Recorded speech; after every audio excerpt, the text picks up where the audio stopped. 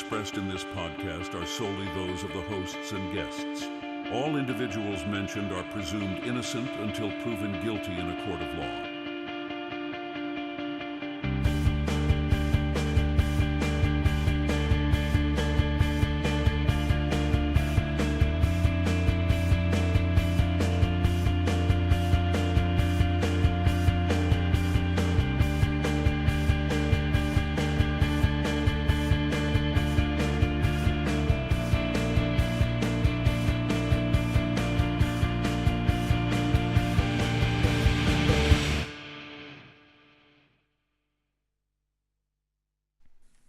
Everybody in YouTube land. Hey, there's everybody. that hair again.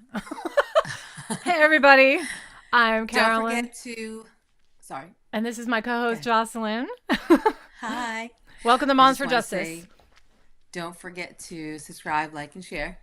Yes, do not forget. Hit the button right now if you're on with us and hit a like and share our channel. Today we're talking about Ezra McCandless. It's an older case. So juicy.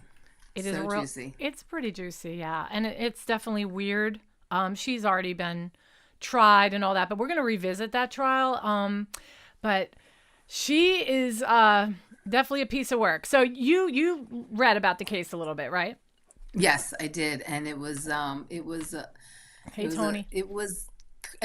babe. It was kind of crazy how, the different players come into trial. You're like, okay, just keeping everything in order. You're like, oh my God, this triangle is actually, it's a more of a square than it is a triangle. But yeah, everything centers around points. Everything centers around this coffee shop called Racy's. Yeah, it's almost like Cheers. Almost like or Friends, right? I was thinking more of Friends. Where like everybody knows your name. Yeah, exactly. They know each other a little too much at that coffee shop. A little too much. Just a little too much. So anyway, our characters, there's quite a few characters in this, but the main three characters in our first one, obviously, and his hair is driving me nuts, y'all. I'm so sorry. Let me fix that. By the way, what year was she actually convicted? Do we know? Yeah. Do you know? Or it was convicted? Like, when did she actually... Well, I know it happened in 2017, but when did the trials go through? 2020. Oh. So, and it was right before COVID. It was February. Oh. So it was right before. Oh, wow. Yeah. So anyway, our main character is Ezra McCandless, but that wasn't her name originally. So we'll get into that in a second. Okay, and then the other two, our victim, is Alex Woodworth, and the third main character in this story is Jason Mengel. Okay, so let's talk. And the side piece is John. Y'all. Did you hear what I said? What? The side piece? You forgot the side piece. His name is John. Yeah, I'll mention him later. He's in the storyline later. But anyway, this girl's a piece of work. Okay, so she was born Monica Kay. Okay, she was born on October 6, 1997 in Stanley, Wisconsin, to her 14-year-old mother. Okay, her biological father was absent her entire life. Oh, here we go again with the hair. Sorry. I don't know what it is. I got like a weird, funky thing going on today. I just want to. No, it's fine. Let me fix it's it. Because don't even look at it. I know. Well, yeah, that's better. Okay. So anyway, her dad was not even in her life. All is good now. All is good. All is good. The hair's all right now. Okay. So anyway, in 2001, her mother, had a partner and he adopted her. But then they divorced when Monica was 12 years old. She maintained a close relationship with her adoptive father, but she had a whirlwind relationship with her mother, and it was a lot of ups and downs, and that's probably due to the fact that she had her so young. So young, yeah. So true. Okay, so in high school, she decided to experiment with different names and pronouns. Okay, so she ended up legally changing her name to Ezra McCandless, inspired by not the person who wrote the book, but the main character of this book called Into the Wild, which they also made into a movie, and I've never seen. Right. No, I've never seen either. She frequently dressed as a boy and sometimes dressed as a girl. Clearly she has a lot of issues. Right. And as an adult, she's still she's still having issues went back with and that. forth in a sense. Yeah. There is testimony out there that from her where she says she dressed like a boy because oh my gosh, she's on. This is Court in the Act Trials. She's gonna watch. I'm gonna use her video today, and we just started, so I haven't even mentioned your videos yet, and I'm going to. But anyway, everybody, make sure when you're watching this that you also subscribe to her channel, Court in the Act Trials. She condenses all her trials down to under an hour, and it's really super cool. You know what I mean? Yeah, I was listening to that today. That was good. It was good. Yeah. So, we're definitely going to plug her and go ahead and watch hers first if you want to, and watch ours later. That's fine with me. I don't care.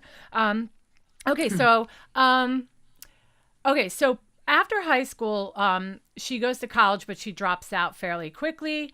And then she moves to Eau Claire, Wisconsin. It's called Eau Claire. A lot of French names in Wisconsin. I don't know why. Yeah. There's a lot of... Well, it must have been the settlers went there. Probably one of the first settlers were probably French. Yeah, probably. Okay. Or, I was going to say, because there's a lot of French in Canada, so maybe they traveled down, True. Oh, gosh, you're so right. Yeah. That's why there's all the French names. Okay. Right. You go, girl. You go with your info. There's a little knowledge up here. See? Just a little bit. Just a little bit. And where I slack, she picks up. So, okay. In the summer of 2017, she meets Jason Mengel outside a coffee shop called Racy's. Okay. Mm-hmm. Now, Racy's is like the Cheers, like in the TV show. Everybody goes there and everybody knows everything about everybody. Okay. Everybody knows your name for sure. Yeah. He's this, Jason Mengel is like this bike rider, like a Lance Armstrong kind of guy. He doesn't use a car. He just travels around on his bike and goes to Racy's every day for his cup of coffee. And one night, very late, he got a flat tire on his bike. And he went to Racy's and there's a bench out in the front. It was closing time. He did knock on the door, and inside the one who was closing and working was Adam Woodworth. He was a barista at Racy's. I'm sorry, Alex. I apologize. Yeah. Alex Woodworth. He was the one closing up the shop that night. So he opened the door and he said, "Sorry, we're closed," but he gave him the last of the nasty, dirty coffee that's been sitting there all day and gave him a cup. He goes, "All right," and he just sits on the bench with his bike propped up, flat tire and all, and he looks over, and laying on the concrete or on her back is Ezra McCandless. That's the story of how they met. He says, and he says in his testimony, that when he first saw her, he wasn't sure if she was a boy or a girl. He thought she was a girl, but figured she was non-binary or something like that, based on, I guess, whatever it is he saw. I have no idea. What I am going to do real quick, though, is I'm going to show you all a picture, okay? So you can guys get an idea of Alex. No, I'm going to show you. And Ezra? Yeah, not that one, though. No, that's the joke. This is Ezra, dressed as a boy, during her trial, okay? I think this was during her actual sentencing. It was, right. It was after her trial, but still part of her trial, the sentencing, right? Well, her trial, she looked totally different, so... Oh, she did. Okay, and then here's a picture of her when she's dressed as a girl. Okay, and I might as well fly on through these right here. This is Ezra and Jason Mengel, the one she meets on the bench in front of Racy's. Okay, and then this one right here is Alex. Right. So, and he's our victim, and sad, very, very sad. Just want to say shout out to Rob. Hey, Rob. Thanks for coming back. Yeah, it's cool. Okay, so back to the storyline. Okay, so they met, struck up a conversation outside, and then it quickly became a romantic relationship within a week or two. And then she moves in within a month. Yeah. She just moves in with him. Very quick. Now, she's one of these girls that's artsy-fartsy. Okay? She likes to paint. She's into philosophy. She painted her car. She painted her car. Yeah. She painted her car. She's one of those. With an eagle or a bird on top or something like that. She probably listens to eclectic music and she likes to have deep thoughts. Right. She probably studies the movement of a branch on a tree. Doesn't believe she should work a 9-to-5 job. Totally. privilege. I wish we found out how she supported herself, because She didn't. she never did. She didn't. She mooched. I mean, I know she did the majority of the mooch, but who paid her car insurance? I mean, like, did she really not have car insurance, or like who paid for her gas in her car? I mean, we're talking about. I really don't know. I don't know. I'm wondering if her mom sent her some money on the side, but it's never revealed. So it's interesting. Anyway, she was a real moocher, and she moved on in there, and the roommate, he had a roommate. By the way, his name is Alex Zink. Alex Zink was his roommate. He eventually got pretty annoyed with her living there. But anyway, so she's got it. She's popping a squat in somebody's, apartment. She's got a new boyfriend. He's paying all the bills, Yeah. She doesn't have to work, and she gets to paint all day. And doesn't go to school, doesn't try to get a job, nothing. Yeah, she doesn't even try to get a job until I think 4 months living there. I don't remember how many, but she worked at Joann's Fabric for a little while. Supposedly. Well, he said that. Jason said that she did. Yeah, I know, but I think on that, I think it was from her. No, that was Court. From something I was listening to today, she actually was never. There's no record of her being employed there. Oh, I was listening to something today. She also was a bit of a liar. Yeah, she really was. Okay, so here's the kicker. Exactly simultaneously, at the same time that this relationship is unfolding with her and Jason, she also meets Alex Woodworth at the same exact time. He's 23 years old. He works at Racy's, like I said. She begins a secret romantic relationship with him while still involved with Jason Mengel. Right. And she's able to do that because Jason is in the reserves. So when he went to go to, do his duty with the National Guard. He was a medic. I think, right? He was a medic. He was a medic, yeah, but in the National Guards, no? Yep, National Guard. Yeah. And he would leave for, periods of time. But she, she said in her testimony, she sat down, she saw him across the room, she saw him writing, and she was so interested in that. So she goes and sits down and is like, "What are you writing about?" And he tells her, and then they start having these really deep conversations. And then they turn very, very sexual. And then they get into BDSM together. And then he wants her to dress like a boy. He gets into that. Right. But that's who says that, though? Who claims did. That? No, she did. And other people that were, knew them both. The crowd. There is a friend of his that testified that she thinks that she made that up. But I was going to say, because just listening to what he wrote in he had a diary, right? Yeah. So just listening to what he wrote in a diary, I'm like, I mean, not that somebody who's into that has to be a certain way, but I just didn't see anything that would relate to that at all. Right. Right. Yeah. I agree. So. Okay. So, So in October, did you want to say something? Well, no, after, because I know I want to go into the triangle, then I'll say something. So October 6th of 2017, she starts feeling sick and puking and all that other stuff. He takes her down to a clinic and finds out she's pregnant. And she goes and unfortunately has an abortion. Then she ends up sleeping on the couch. He's sleeping on the couch after that. Their relationship gets really strange. They're not intimate anymore. And she gets to sleep in his bed while he's out on the couch. Meanwhile, she's still not giving any money to rent. And his roommate is really wants her out at this point. Right. Okay.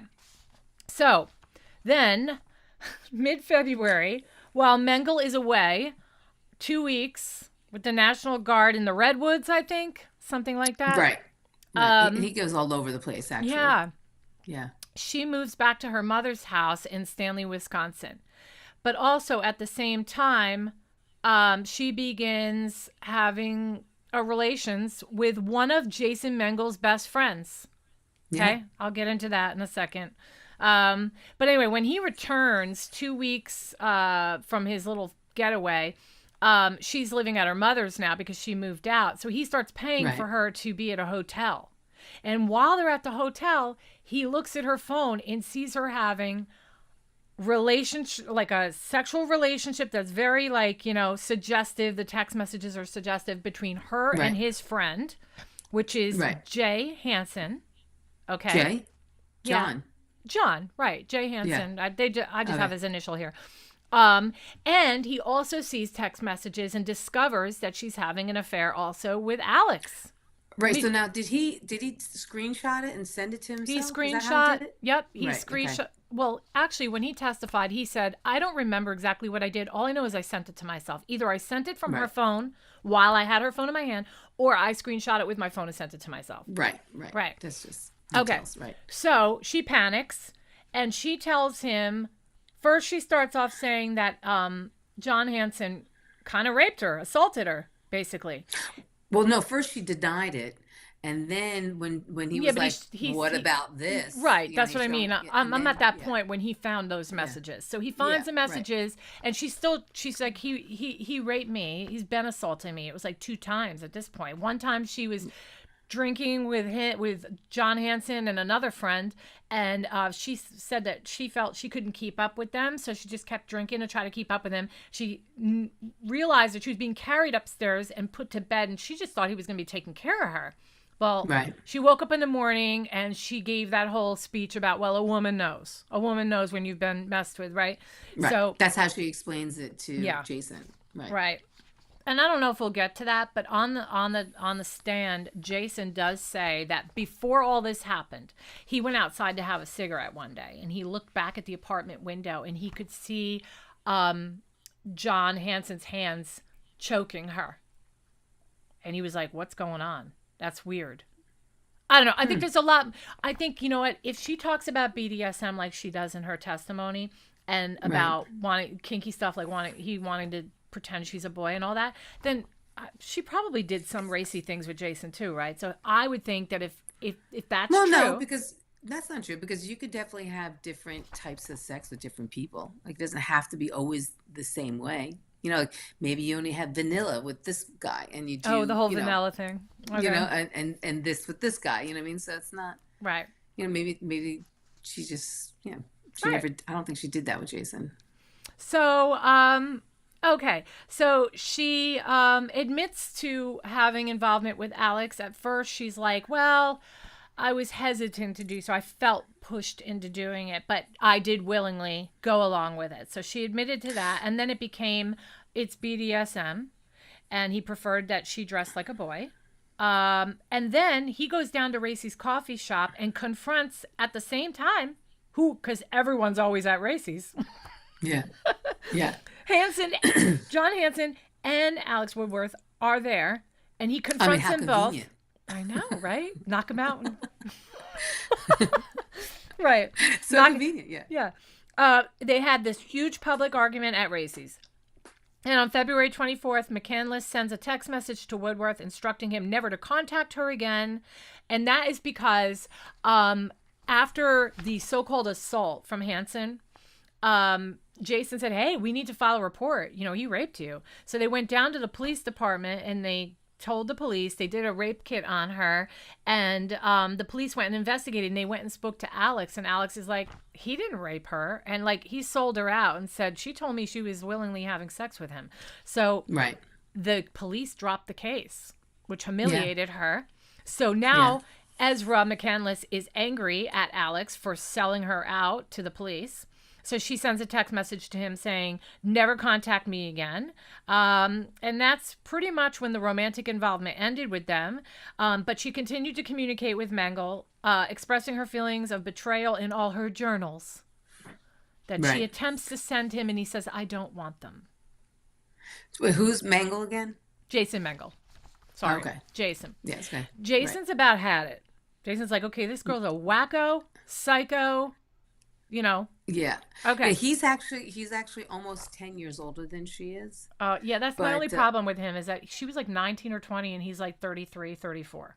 That's, you know, being a mother, I look at it but and I'm like, all honesty, she played him. Yeah, but what guy that's 33 years old, all he does is ride a bike and hang out at a coffee shop every day, is hanging out with late teens, early 20-somethings. There's something not right there. I mean, he said that they had a great connection. You know what I mean? That their connection was, she has an older soul and something like that. It was just, hey, I mean, In my teach your old own. age, and the wisdom I've gotten through the years, and you know exactly what I'm talking about, you should not have an age gap that big. And there's something wrong with a 33, 34-year-old man that is like going out and drinking with teens and college age kids. I just think it's weird. Was she really 19 at the time? Well, 2017. Okay, well, I can give you her birthday. Right, you figure 20. it out. 1997. Yeah, 20. So it happened 2000. She was 20. But he did say that they never talked about age. It was never brought up. He just assumed she was older. Oh, baloney. You know what? Yeah.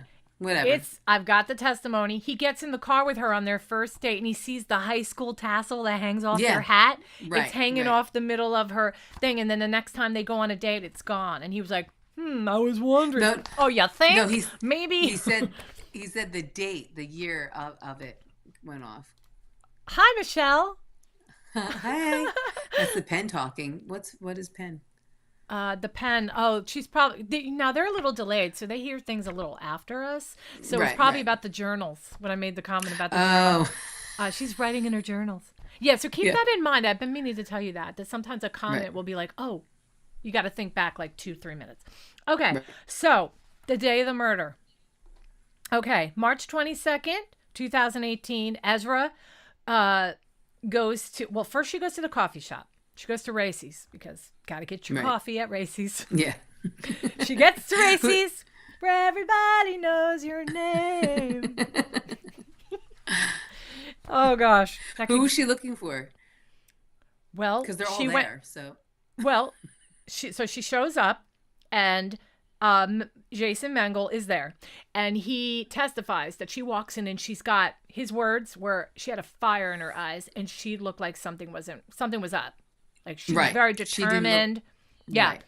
And she had a different look to her. Yes. And she was just, getting her coffee and situating. And it was only like a week after he officially said, I'm done with you. Like, I'm so done with you, whatever. So he thought it was weird that she would be coming in knowing he's there every day because he's always been at Racy's. So it's like his first, Yeah. Like, I introduced you. So he literally turns around and says, what are you doing here? And she's like, oh, I'm getting together with Alex, which I think was like a dig, like trying to get him jealous maybe or whatever. And she goes, yeah, we're going to share some artwork and all this other, stupid, ridiculous stuff. Go get a job.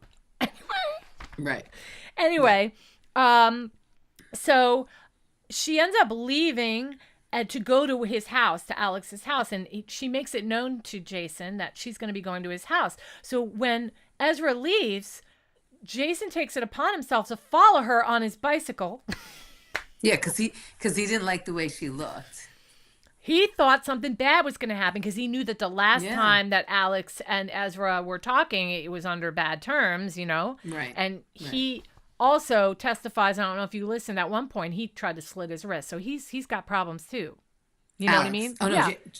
Alex tried to slit his wrist at one point. Right. So the thing he was worried.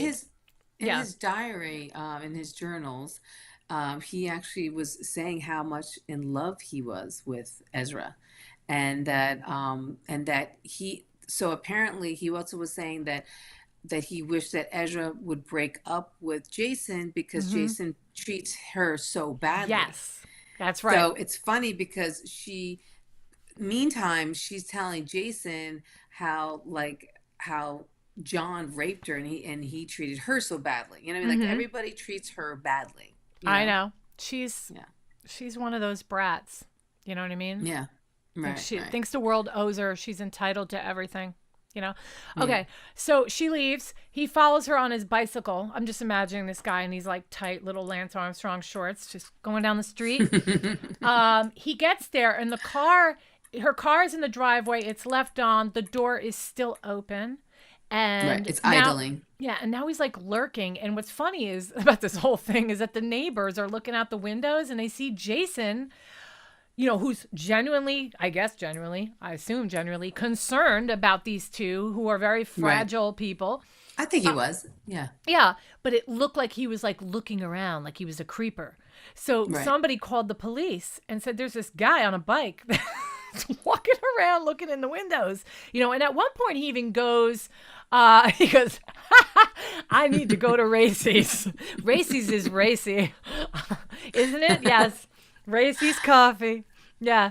Okay. So they call the police. So the police show up. So that, can you imagine Jason standing there like, what am I going to say? This looks really bad, So they do. Yeah. They ask him, what are you doing here? And he says, they're inside. He goes, my ex-girlfriend's inside. And it's kind of a complicated situation. He explains as best he can. He said, I'm just concerned because her car is left running, doors wide open, everything. But the cop walks across the street.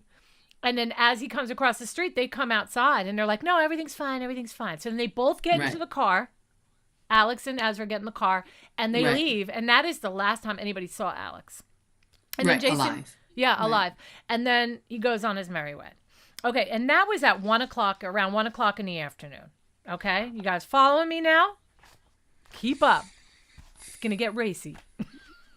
Okay. At Racy's. Yeah. So the last time anybody saw them was at 1 o'clock. All right. Then at 4:15 p.m. that afternoon, Ezra arrives at a home of a dairy farmer. His name is Don Sipple. He's in Springbrook, Wisconsin. She is covered in mud, blood, and bruises and requesting medical help. And then she claims she was assaulted. Originally said she didn't even know her own name when Don said, what is your name, sweetheart? He's on the phone with 911. He goes, what's your name? And Lynn, you disappeared, girl. Jocelyn. Anyway, so when she's asked her name, she says, I don't even know my name. Don't do that again because you disappeared. Your screen completely disappeared. My earbud fell out. So when it falls out, it's connected me. Okay. All right. So he calls 911 and he's on the phone and he's explaining that this girl is here and her clothes are ripped. She's full of mud and blood and all of that stuff. And I'm not gonna. She looks terrible. She looks absolutely horrible, right? So I don't. Right. I could pull them up in a second if you want to look at them, but I want to kind of keep going if I can. So she's taken to a local hospital where she's asked for Jason. She asked for Jason Mengel. Where's Jason? I could just imagine it right now. Where is he? She's asked for her ex-boyfriend to come. She's like, I was with my ex-boyfriend, but I want you to call my other ex-boyfriend. Yeah. And I have a little theory about this and I'll mention it later. But anyway, so she initially told officers, paramedics, and hospital staff that she could not remember what had happened. So while she's being examined, they roll up her sleeve of her left arm and they see that the word boy is carved into her arm. You know what? That I'm going to get a picture of. Hold on. Yeah. And it's funny because I guess we can bring it up later, but supposedly that he carved it into her, and the way it's slanted wasn't slanted correctly. Something about that. I thought that was interesting. Yeah, it's very interesting. And well, here's the thing, guys. So this is my left arm, right? And she's in the passenger seat of the car. Okay, so and Alex is apparently driving. So he grabs her arm. I'm just going to do it this way. He grabs this arm and writes boy. Can you see me? Yeah. And writes boy. So it would be like upside down. Yeah. He writes boy this way so that when she's looking at it, it reads like boy. But if he's sitting there carving it, he would have to be a master upside downer carver. Right. Because, that wouldn't make sense, would it? It makes no sense. It was on the other side of the forearm, and it was like they said it was the way it was slanted. It was slanted towards her, not him. Right. And here. And how does he hold on to the steering wheel and hold her arm and still write boy on it? It's impossible. Yeah. This isn't the greatest picture, but here, take a look at this, guys. So there it is. You see it? Yeah. Yeah. That's. And look, the way that the way that the top of the B comes around. It actually looks like sense. Box. It looks like it says box. It says bow. It could be box. It could be boy. But she's saying it was boy and that he did it on purpose because of that whole thing about wanting. Like it's almost like she's saying he branded me. Because she complained about the fact that he wanted her to be a boy, especially when they were intimate. Right? Yeah. Pretty sick. Weird. Definitely weird. Okay, so to wrap it up on that, the very next day, on the 23rd, they find Alex Woodworth's body in the back of her car. It's a 2003 Chevy Impala. It was stuck in the dirt down a dirt road. He was stabbed 16 times in the head, neck, groin, and torso. She abandoned the car and left his body inside. So let's listen to some of the trial. We're going to do that. I've got it. Which I thought was interesting when they do the react, what their theory of how it happened. Are you showing that part? No, I'm showing the condensed part of the condensed true crime murder trial from Court in the Act trials. Please subscribe to them. I will link this below, and I also have them mentioned in my description. Also, guys, don't forget to subscribe to our channel now. If you're on here watching, don't forget to subscribe. So I want to say real quick, what they said was when they did the reenactment, their theory is that he was actually killed outside the car because most of the blood was outside of the car. It's all puddled. Right outside the door. There's like none in the car. There was drag marks. And it's like, really? You couldn't cover up the drag marks? I know. No, well, she's stupid. So, but inside the car, she said that she was in the car fighting him off and stabbing him all those times in the car, which is such baloney. Yeah. All right. So we're going to watch. Her defense claimed that she was in a state of distress and she just wanted him to stop. So she wasn't really obviously counting. She was just so scared. Right. Yeah. Okay. I'm going to probably skip a couple things, but not because I want to fit in Jason as well. Okay. So let's watch a little. I've got it queued up, ready to go. Samantha Kobes, SAMANTHA Subscribe to Court in the Act. KOBS. And what is your occupation? I'm a high school English teacher. And did you know a man named Alex Woodworth? Yes. When did you first know him? I started working at a coffee shop in November of 2013, and he was a regular customer, so probably shortly after that. And is this coffee shop Racy's? Yeah, Racy Dillings. And so did you become friends with Alex? Yes, as a customer first. So he was there a lot, oftentimes for hours. And you just get to know the regular customers fairly well. And eventually we became friends, and he started working there at one point. So in November of 2017, did you learn that Alex was involved in a relationship? Yes. And Everybody did you did. learn who that relationship was with? Yes. And who was it with? Ezra McCandless. And were you familiar with the defendant? Yes. How did you know her? She also would come into the coffee shop. Do you know when you got to know See her? how much she looks different? It was probably totally. the summer before that, November, so maybe just a few months before that. Summer of 2017? Yes. And actually, simultaneously, I'd received a message from Ezra on Facebook asking if she could come and look at the apartment because I'd made a public post saying that I had a room to fill.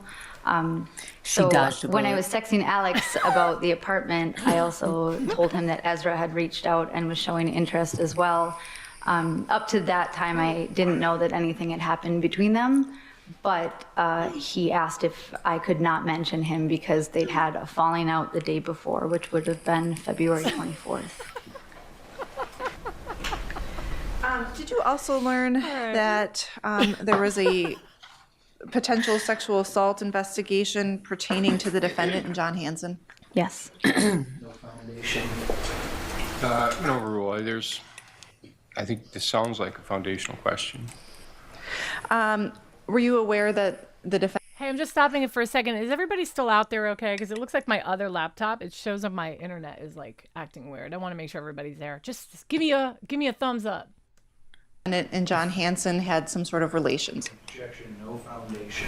This witness does not have a foundation to testify. Well, Her awareness is not based upon personal knowledge. It is based upon gossip or hearsay. All right, well, I guess let's start that way. Let's go back. Foundation, any person. And I can move on. Did you ask Alex something about the defendant and her relationship with John Hanson? Objection, hearsay. Sustained. So that's her statement. So what did you say to Alex regarding a sexual assault investigation? Objection.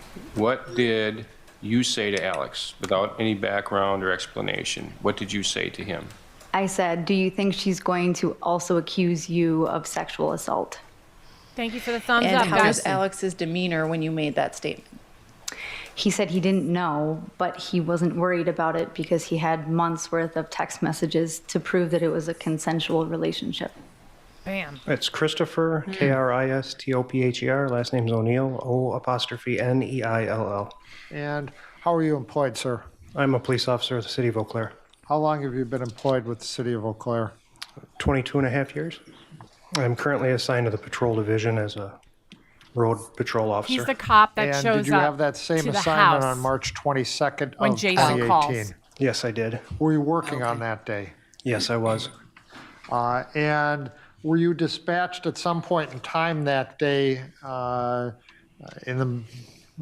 shortly after the lunch hour for any incidents? Yes, I was sent to a welfare check person case.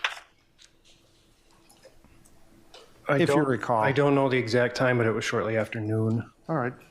And when you arrived at the scene, who's the first person that you had contact with? A gentleman by the name of Jason Mengel. And do you recall where you met with Mr. Bengo when you initially saw him? As I was pulling up to the location, he was walking northbound across Cameron Street towards the Montessori school. After you had some discussion with Mr. Mengel, guy. where did you go? Yeah. Then I went across the street and met with two other individuals that had exited the house at 511 Cameron Street. All right. And where were those individuals when you first saw them? They had been walking out of the house. Did they walk out at the same time? I believe so. All right. And did you eventually identify who those two individuals were? I did. And who were they? An Alex Woodward and an Ezra McCandless. All right. Did you discuss with Mr. Woodworth how things were, if there were any problems? I asked both subjects if everything was okay, and he told me that they were. All right. And did you also ask the defendant if everything was okay? I did. And what was her response? She said that everything was okay as well. All right. Did she express to you, when you were talking to her, any concerns with being with Alex Woodworth? No. So is this his body cam? Oh, yeah, Yep, his, this is the body cam. Do you know that person that lives there? It's my girlfriend's car, or my Okay. ex-girlfriend. We're kind of in a situation, and when she talked to me this morning, I was worried because the guy that lives there is involved in an assault case that she's with, or I mean, she's the victim of? she's the victim of an assault that happened, and when she went to him for consolement, I was gone on military orders. Okay. She went to him to talk to him about stuff, and then he kind of took advantage of her too, and she wanted to talk to him, I think, today about some stuff, and I was paranoid because she had like fire in her eyes. Okay. So Wait, what'd she say, fire or fight? I thought he said fire, but maybe he did say fight. It did look like, it did, that time I heard it, it sounded like fight, but I was just curious. Okay. Who's the girlfriend? Ezra McCandless. I don't think he's It's like Ezra McCandless. The girl from Bracey's. dangerous, but I don't know. Do you know what his name is? Alex Woodsworth? Okay. Or I think it's Woodsworth or Woodsworth.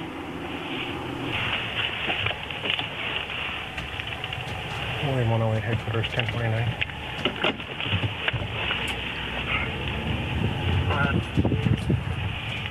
Stand by, Mark. Hi. Is everything okay here? I love the Wisconsin accent. Somebody called us kind of I don't worried hear it. because they saw Jason come over here and he was going in the car and they weren't sure what was going on. No, everything's fine. Everything's fine? Okay. Do you guys have any ID with you? Just Yeah. I got to write a report here that I came over and talked with you guys. Officer O'Neill, after reviewing that, during the course of your contact with the defendant, did she ever indicate or tell you that she had a concern about being with Alex Woodworth? No. And where do you live, Mr. Sipple? Menominee on a farm. And is this that the guy who residence calls it in. located in Springbrook Township? That's correct. And that's in Dunn County, Wisconsin? Yes. It was about 4:15, 4:20 in the afternoon, and I was just about ready to sit down, and I saw this young lady go by the windows. I was just about ready to sit down and knit a sweater. Have my afternoon tea. Some person, I don't know if it was a boy or a girl, but She, after I went to the door, which is another door from the main entry, and opened the door, and she looked at me and asked me to take her to the hospital.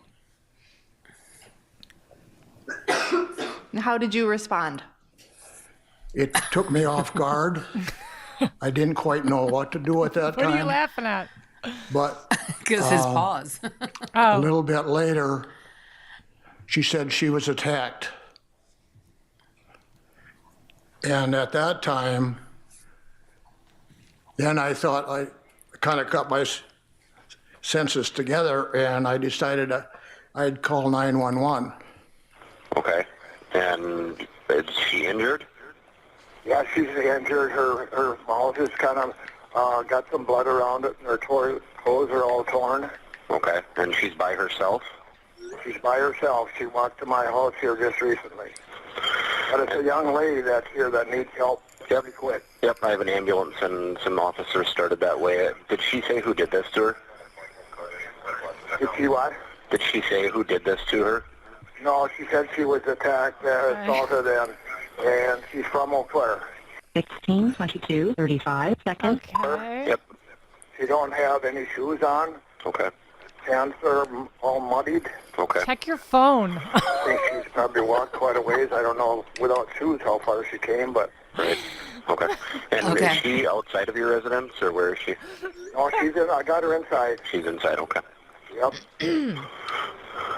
She's shivering, she's cold, so you had a good idea that I should have thought of getting a blanket around her to keep her warm, but I got her sitting on a chair. Okay, Aww. sounds good. I'll keep you on the phone here. My name is Robert Tillotson, and the spelling of my last name is Tillotson. This one is interesting. How are you employed, sir? I'm an emergency physician with Mayo Clinic. How long have you been employed as an emergency physician with Mayo Clinic? About 2.5 years. And doctor, prior to that, do you have experience working as an emergency room physician? For about 30 years. In your work in the emergency rooms over the last 30 years, have you seen wounds of various types? Pretty much every day I work, I see a wound of some type or another. And as part of that, have you had occasion to see sharp force or knife wounds? Yes. Is that something you see on a regular basis? Fairly commonly, yes. And have you seen knife wounds or sharp force injuries that have been self-inflicted? Yes. All right. We see a lot of self-inflicted wounds, and especially it's become more common for people to actually do cutting on themselves. Yeah, we hear about this all the time, right? Kids now, they're cutting up their arms as a way to relieve their emotional pain, which is, it's sad that kids feel they could die. Guys, I just want to say, Jocelyn, do you remember when we were younger, nobody did that. Nobody did that back in our day. There were people that did it. You think? Actually, there was one person in our school that did it. Oh. And they did like slices, slices on the arm. Yeah, but you really can never sad. see it because you can cover it. I mean, it's a form of, yeah. What's that word I'm looking for? Like not But he's going to talk about I don't know like what to the wounds on her arms, and like there's a real big difference, like superficial wounds, and you know, when you really want to, then you cut deep. And if you're trying to fake something or you're trying to make it look like you had been cut, you're not going to go too deep. It's just superficial. It's on the surface. That's it. So he's going to get into that. All right. Oh, I'm sorry, y'all. Hold on. My mouth is anyway, acting it's a a little crazy. it's a form of dysfunction. I forgot the actual word for it, but it does. I mean, there's definitely people out there that do it. It's the same thing as, you know, dysfunctional. That's what it is. It's Like, you a know, coping mechanism. So Yeah. as No, I've I'm been sorry, I in didn't mean to cut practice you off. over It's just 30 like, years, the screw it number up. of injuries have increased that are self-inflicted. So we see them much more commonly. Both when I was in Stevens Point and now at Mayo, we work in the regional psychiatric center. We have a psychiatric inpatient hospital. So we end up seeing a lot of patients with attempted suicide and with cutting and depression. So we see a lot of self-inflicted wounds of various types, from actually attempted suicides to just cutting for stress relief. When you see an inflicted wound versus a self-inflicted wound for coping or something like that, are there differences typically between those types of injuries, what you see? Differences in what are you referring to? Well, as far as the severity of those injuries. They tend to, if they're just for coping, they tend to be fairly superficial, patterned, repetitive. You'll see multiple wounds in the same area, and usually within the reach of their dominant hand, because that's what they typically do. We'll see things like words carved into extremities, like I encountered with my patient in this instances, or they'll also be in areas where they have pain or problems. A classic example is I had one person who had an amputation of his leg, and he was very distressed about it, so he stabbed himself with a screwdriver in the amputation. So they tend to be very patterned and specific, following where their stress is frequently. That's interesting. Damage to the hand as a result of grabbing that knife, the sharp end of the knife. Well, typically the wounds are deep, and they're a lot of times they're through the tendons because there's a lot of force. It's the circumstances are not controlled like I see with a self-inflicted wound. They're typically uncontrolled. Somebody's trying to overpower somebody else, somebody's trying to overpower the knife, and there's a lot of force, and neither one of the people have control over the force that they're inserting, so the wounds tend to be much deeper and varied in depth. Some can be superficial, but typically, especially with grabbing a sharp object that's pulled away, they tend to be fairly deep. All right. Yeah. Ezra came in police custody, so they brought her directly into a room, and the nurse came in and did initial evaluation. And then from there, I'll usually review the record or talk to the police in a circumstance like that and go in and see the patient. In a case where there's an alleged sexual assault, I usually have a nurse with me when I go in to get the history and get information. Because when a patient comes in under those circumstances or any circumstances, my job is, first of all, to intervene on life-threatening situations. And number two is to end up dealing, especially in a case like this, collection of evidences, which is where we bring in a SANE or a sexual assault nurse examiner to collect evidence. And then the third part is to deal with emotional or psychological trauma of the patient. So you can see, like, he's talking, they already know. They can already tell that this girl something's not right. You know, that this is fabricated, that she's making some things up here, you know. I'm going to... well, she does say to the police that she tried to grab the knife from him, and she grabbed the sharp end and pulled it away from him. But during the trial, she said that she kicked him in the groin and he dropped the knife, and she was able to grab it then. Yeah. Okay. So... Yes. Okay. All right, so I'm going to pull up this other video. You guys still with us? You hanging in there? What do you guys think of Ezra so far? I mean... Yeah. She's... So I just think she has this pattern of making herself to be this victim to each lover, you know, like, you know. Yeah, and she sleeps around and she lies and she goes behind people's backs, and it's just... It's not... Yeah. It's not a good thing what she's doing, and what took him so long to realize it, Jason? You know what I mean? Well, during his testimony, I felt like he was very compassionate and very just very easygoing in this sense, and seemed to be very understanding and just kind of listened. You have to remember he also loved her. I guess he says that he had true feelings for her. So you always want to believe your mate, right? So especially if it was her saying that she was assaulted. Yeah. Do you not believe her? They were kind of dating at the time, So. Okay, so here's my thing. So we're gonna turn him on right now, and I feel like I'm like 50-50 on him. Okay, and it's more because I think it's a whole different experience to listen to his testimony than from watching his testimony, because there's some things about him that really bother me. So let's see if you pick up on that. I don't know. Okay, so this is Jason. Yeah, you have not seen him yet. Okay. No, I'm just saying, are we watching Jason? We're going to watch Jason right now. Yeah, okay. I'm going to move him on in here. This is from Court TV. Is Ezra McCandless in the courtroom today? Yes. Can you identify where she's located by just describing a general area and then an item of clothing, please? Pink blazer to my left. At the table to my right? Yep.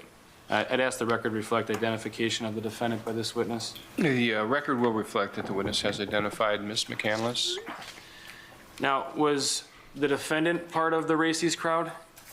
Yeah, I met her there, and she was sort of inducted into it through, she was away from her family, so it was kind of like a close-knit family, so I think she just needed a strong center for a little while.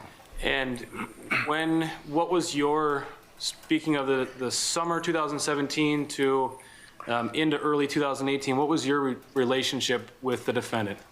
I can't recall exactly when we started. Were you dating during that general time period? It was right after Eau Claire's festival, I ran into her there. In 2017? I believe so. And I'm not familiar with the Eau Claire's festival. Was that during the summer? Yeah, I think it was during maybe August, July, somewhere around there. And when does it Their sound whole accurate that went 10 months, right? early February 2018 would have been the end of your relationship with the defendant? It sounds good. I mean, I wrote out a timeline at one point when I've repressed a lot of this stuff, so the times are not very kosher with me anymore. That sounds generally accurate, though? It sounds generally accurate. Now, is there an age difference between you and the defendant? Yes. I did not know as large when I started, but... And when you say you didn't know it was that large when you started, did you think she was older than she actually is? I thought she was older, and there were strange, I noticed on a random, I noticed a tassel, a high school tassel from here. Okay, I'm sorry. I think he's fibbing a little bit here. I really do. I think he's fibbing. I think it's obvious she's really young, and don't you think so? I think he didn't think he'd ever end up on the stand having to testify in a murder trial. Now he's got to answer to that. I really think he's just I think he's a pretty honest guy, but I think on this one he's lying a little bit. Yeah. Okay. All right. I mean, it's possible. Hat hanging in the car the first time we had met, and then I was going to look and see what year that said, and it was gone the next time I met her. So I was like, But she I think it was she never mentioned her age, but I had heard her life stories, so I was assuming at that age. And if you're 35-ish now, would she be about 13 to 15 years younger? Yeah, something like that. Okay. How about the lawyer? He looks like he's 12. What city or municipality is the defendant from, if she ever told you? I think she resided, she was in Stanley, I believe, living with her mother and father, but she was supposed to be, I'm not sure if she was residing in Marionette. I'm not sure how to pronounce. By the way, she does originally claim her that she family's has a from dysfunctional family as well. Yeah, I think she was going to college up there, but she was back. Family.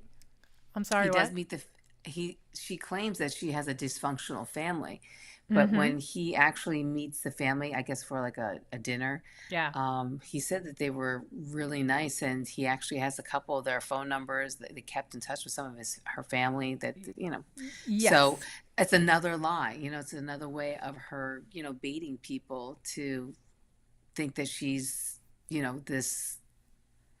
Yeah. I don't know what I'm looking for, this, person that's always being treated wrong, So yeah, I forgot what that disease is. I'm not a socialist. Do you know what's really funny?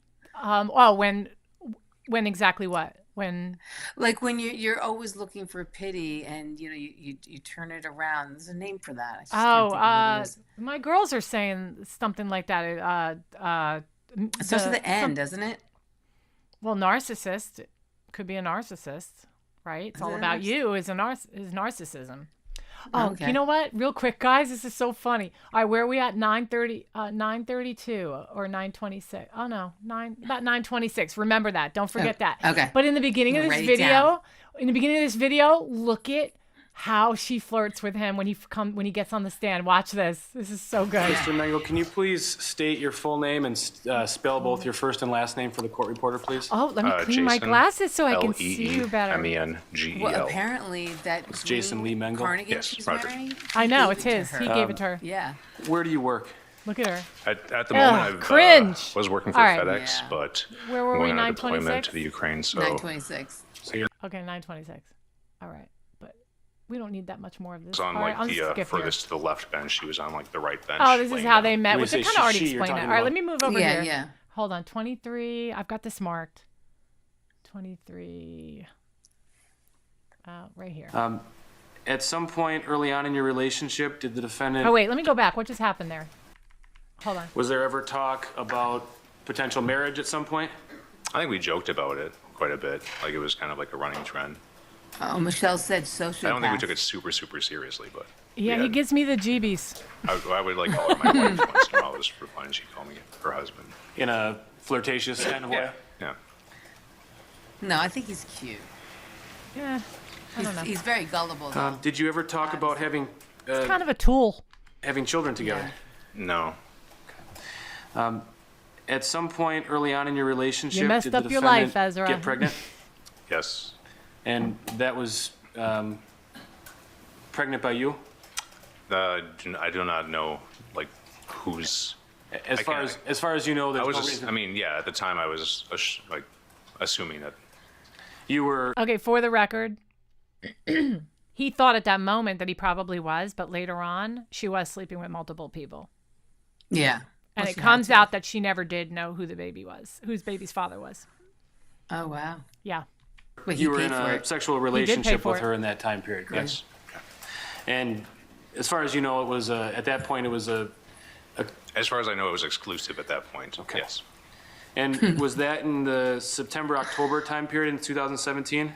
I believe He so. didn't read I the think it was fine right print. before her Can you birthday. just watch his eyes? How- Do you is see her- his- when is her he birthday, keeps- if you remember? He does this weird thing with his October eyes. 6th, Okay. I believe. And it would have been 2017 because that's the time period that you were dating, right? Yes, we were dating. Wait a minute. How did you find out Hold that? on a second. Hold on, y'all. Well, they Okay. say if you're lying, you look to the left. And if you're Uh-huh. telling the truth, you look to the right or something. Or do you Okay. look up or if you look up and look to the left, you're lying? Something like that. All right, wait. I gotta show you guys this. What, the This video? This is Jason Mengel. Wait a minute. Wait. Where are you? Wait, where is it? Did I lose it? I just had it Yeah. up. I had it up. There it You had is. the- there it is, yeah. You're so funny. No, I'm telling you, you guys, when you watch the video, you're not gonna stop. You're not gonna stop seeing it. The defendant was pregnant. Well, I kept trying to talk her to going into the clinic His because she tie was mimics not the- having. the So she was cat's tail. vomiting a lot. She seemed Wait, really sorry. sick, lethargic. Now you got us. She wasn't putting on any weight, and I thought she had mono or something. So she was like, "Well, I don't have insurance. I don't have the money for this. I don't want to go in." And I was like, "You need to go in because, you know, this is just like medic Jason talking. Like, I'm worried for you. You shouldn't be puking this much." And yeah, we went in and she got one of the baseline tests they do is a pregnancy test. And she was told she was pregnant? Yes. Did the defendant shortly thereafter have an abortion? Yes. Did you All right, we're gonna skip again. and Well, no, the you- defendant ever discuss What? This is good. whether this is or a good not she part. would have an abortion? Oh, no, right Not really after this. verbally. It was kind of at the when they He told her that explains she was about pregnant. how he doesn't pressure her. And I thought his reasoning was like, wow. Go ahead, play. I didn't say anything. I don't want to get on that topic. That's why I want to move along. No, I didn't want to get on top of it. I just thought that was great that he was She's asked for paperwork. very and I'm, neutral. Judge, I'd operating. like to approach the bench. So, Mr. Mingle, I'll ask He's like a high different schooler. question. Same area. So, is it fair that you didn't have much of a verbal conversation about whether or not the defendant would have an abortion? I'm under the understanding that it's the woman's choice. So, like, when the actions were started, I just stepped back. I don't want to get on this subject anymore, so we're going to move it along. I'm telling you, though, he was so great, his reaction. Okay, if that's your opinion, yeah. Well, that's what I'm saying. I kind of was hoping he would speak up, but I'm not going to get into that, so... No, I know, but what I'm saying is I just thought his opinion was, it showed you how he allowed her to just explain things, and he just took it, and he just took whatever she said correctly. You know what I mean? Like, as in, like, this is what it was.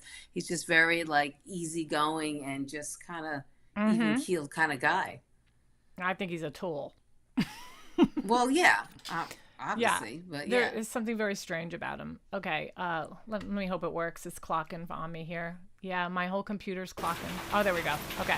All right, let me move it back. All right, and Mr. Hahn, you may continue your direct examination. Thank you. Mr. Mengel, I'm going to shift gears a little bit. You mentioned before that you know an individual, John Hansen, correct? Yes. How long have you known John Hansen? Probably about 4 or 5 years. Do you remember how you first met him? I believe it was actually at D&D. Josh was running a campaign, and I met him and his wife at the time. You guys know what he means by D&D, right? Dunkin' Donuts, no? No, Dungeons and Dragons. So this is the kind of guy we're dealing with. Bike riding, coffee drinking, plays Dungeons and Dragons. He's 34 years old. Like, get over yourself. Really grow up.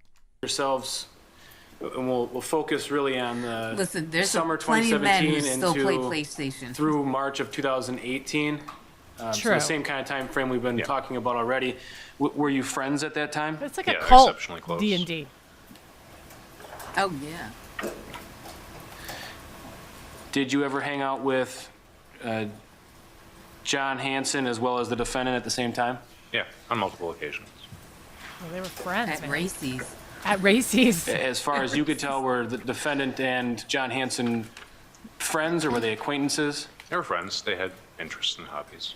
Oh, really? Now, was there a time period that was there a date when you saw from the outside of your apartment John Hansen and the defendant inside of your apartment? There were multiple times, I guess. Here's the part I was talking about. Specific one of the. This is weird. I guess we'll call it an incident that you observed. I didn't hear this part. It seemed like an incident, but at the time I wasn't sure because. So let me just kind of walk through that one by one. What did you observe from the outside of the apartment? Well, he kind of was like doing a choking style maneuver, and she was trying to like break out of it. And that was John was doing that to the defendant? Yes. Had you seen John do that to people before? Yeah, it was kind of a thing. Like, it was, he has a military background as well, and it was more like I'm going to teach you how to do this in case an assailant tries to hurt you or something. Yeah, right. I didn't think you don't believe him? But I finished my cigarette. It wasn't of any warrant to me to rush in there. It wasn't shocking to you? No, it wasn't shocking. You didn't have the impression that... She was into all that, like, the BDSM choking stuff with everybody. So the fact that he's choking her is just a coincidence. I think that there was something going on with them at that time.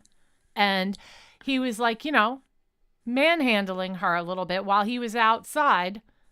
Like, Well, I think if Jason thought that he really was choking her and there's no past history of him doing it to other people, and because he said that every once in a while John would show people, because he's in the military, how to get out of this hold. So I think if he didn't have that as a background, I totally think Jason would have ran in and been like, "What are you doing to her?" You know what I mean? Like, no, but at the time he didn't know that she was into all that and sleeping around. No, he wasn't sure.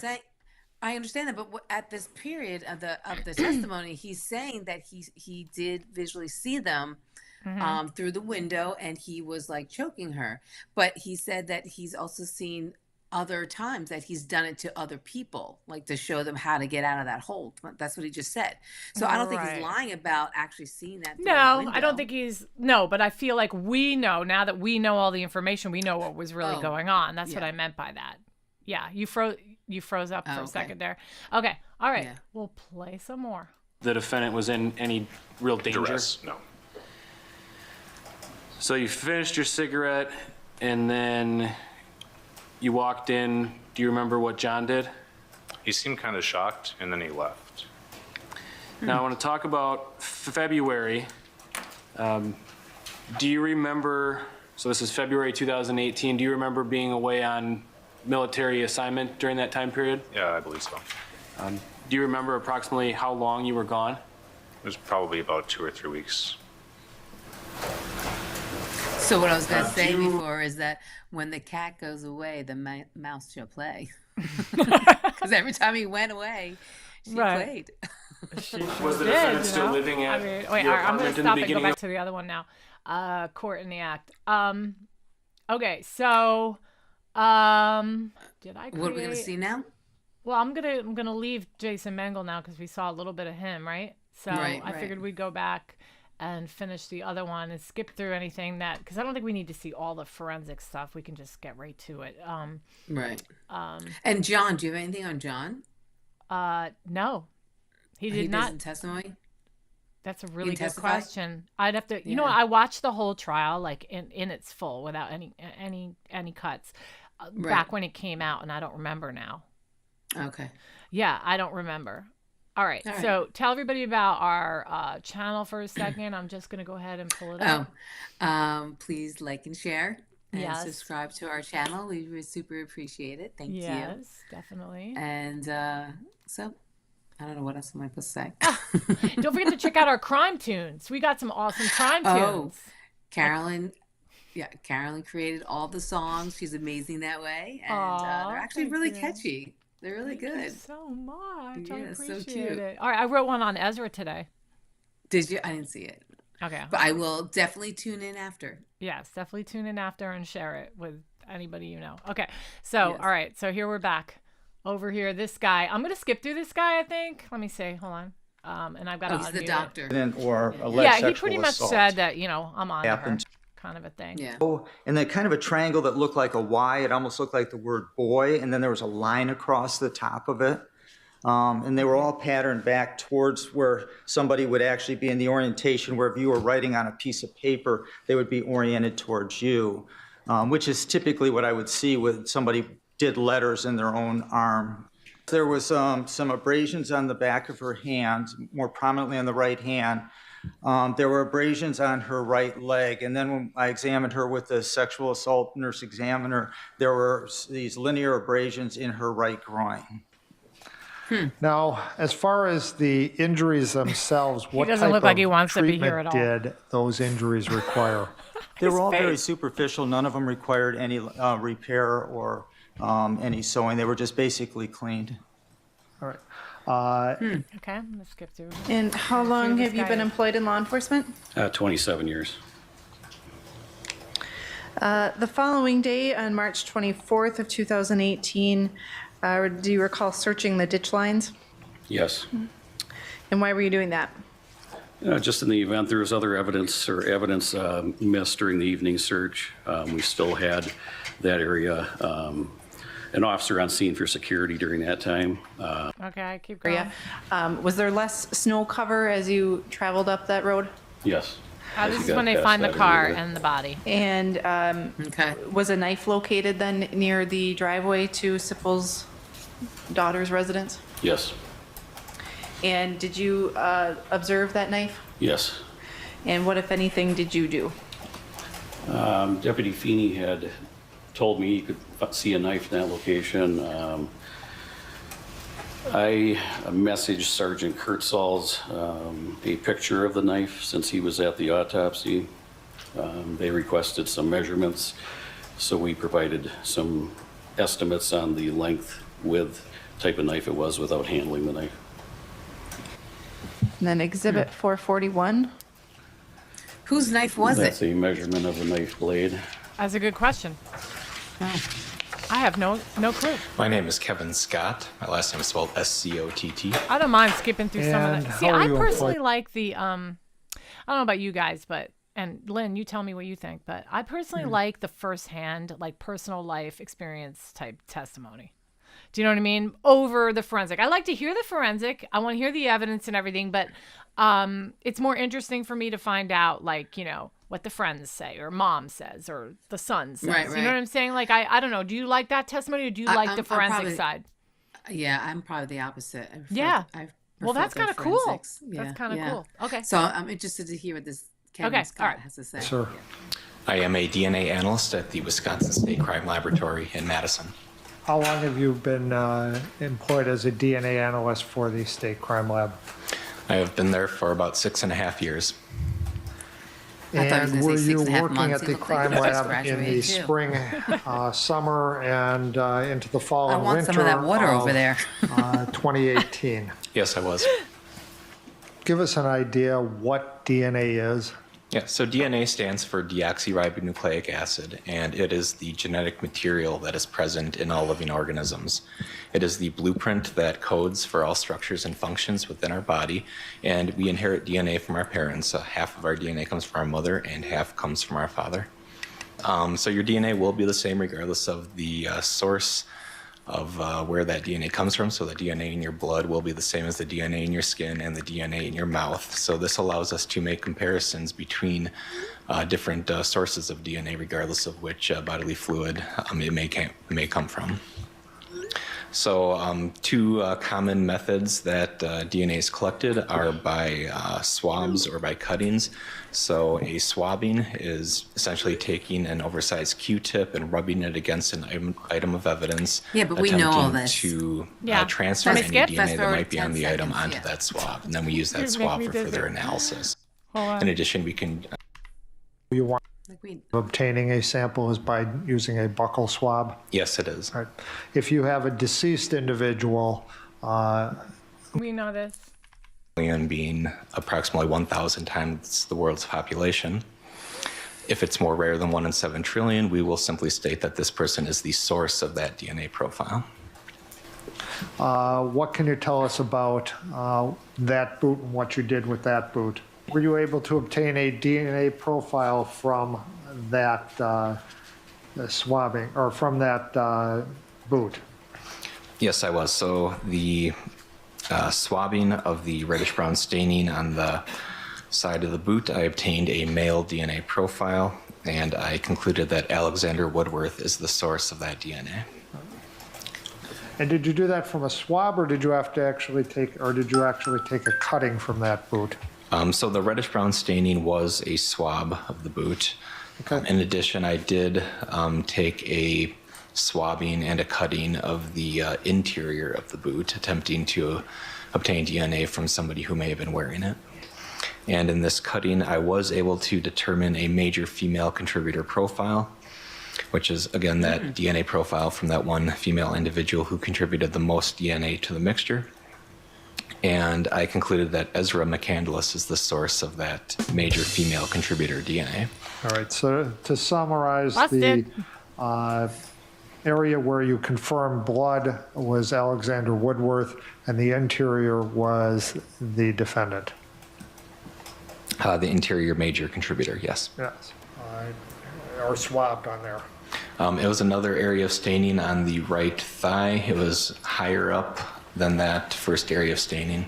So is that this area here? Somewhere around there, yeah. so are these What can you her tell us clothes or about his that? clothes? I think they're his. So I, again, But I obtained know a they have positive hers. result for the possible presence of blood from my swabbing. I then attempted to obtain a DNA profile, and I did obtain a mixture of DNA from at least 2 individuals. And that mixture included at least 1 male contributor. And then I was able to make a comparison to the entire mixture and I concluded that Alexander Woodworth and Ezra McCandless are both included as possible contributors to that mixture profile. Right. So she's not denying that, though. Like, her story is Right. self-defense. So With the I think we could probability skip of through randomly this. selecting Yeah, where's the part where counter confirming. What? I also What? where's the part where they do the reenactment? I don't know if they do a reenactment in this video. They She do- might well, not have put somebody it in cut- here.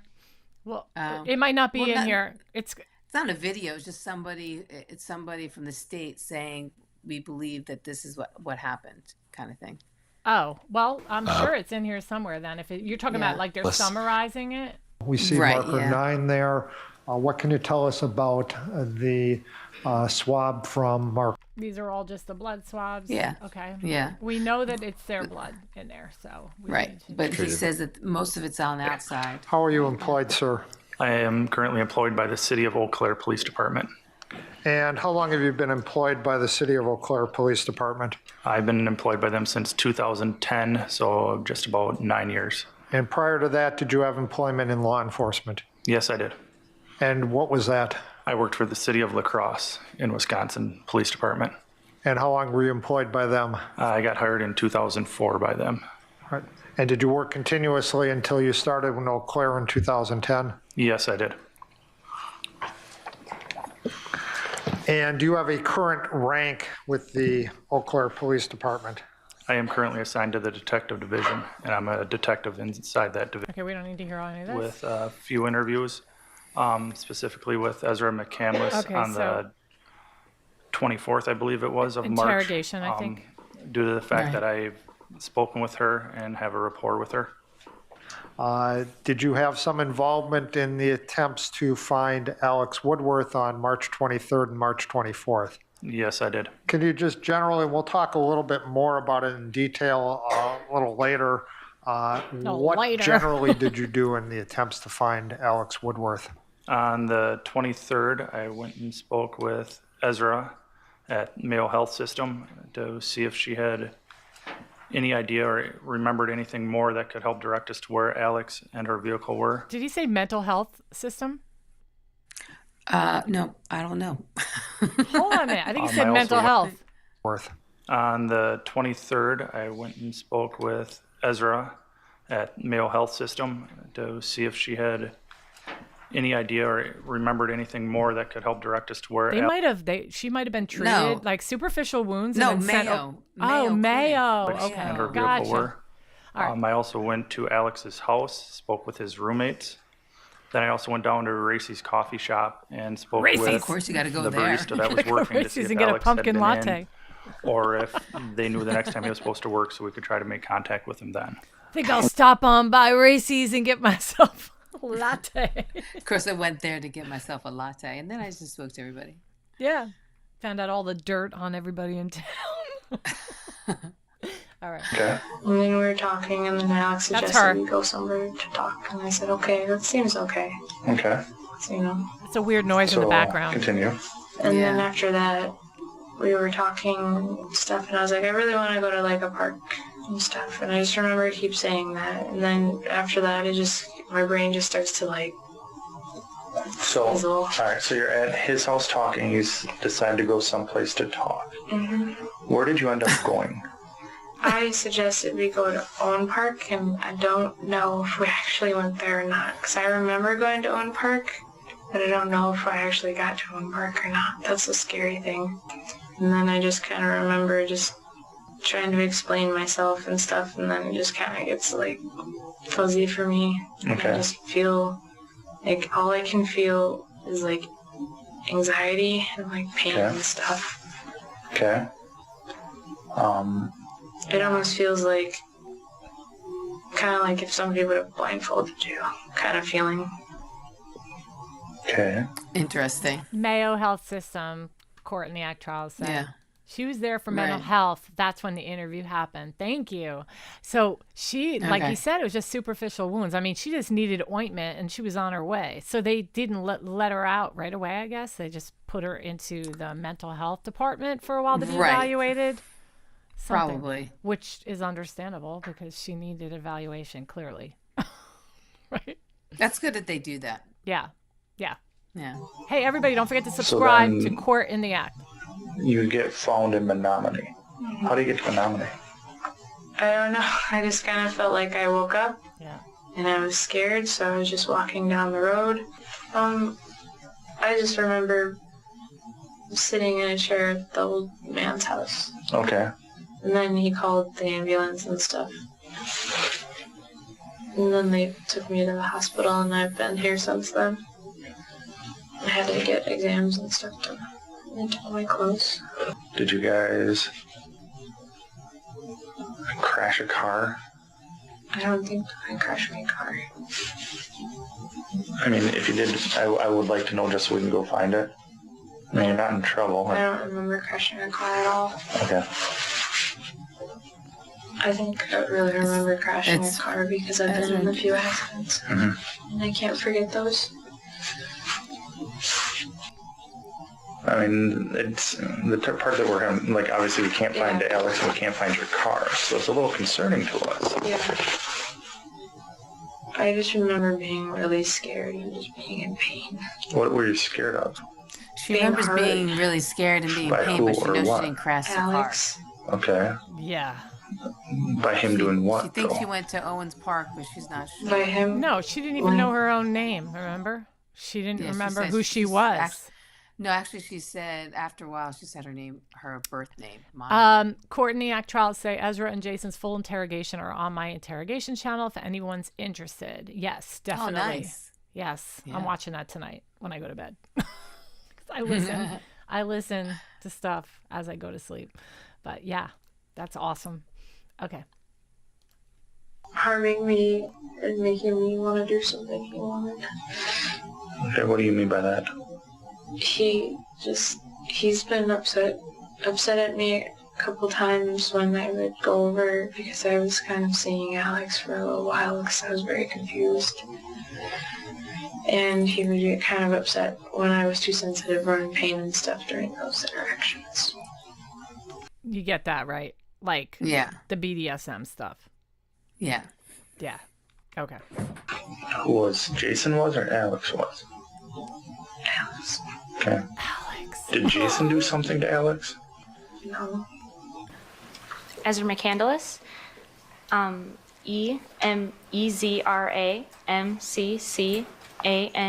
EZRAMCCANDLESS. She's so chipper. So I proceeded Yeah. to drive up this hill of sorts, and then I got stuck in the mud. You've seen the pictures of your car stuck in the mud. Yes. Did your car ever move again while you were No. there? Now, this is your car. Did you notice something next to your car by where you were stuck? Yes, I noticed a large, what seemed to be military trailer. At some point, did you go over by that trailer? Yes. Why? It was a bit tall for me to look inside, but I kind of peeked at it to see if there might have been something.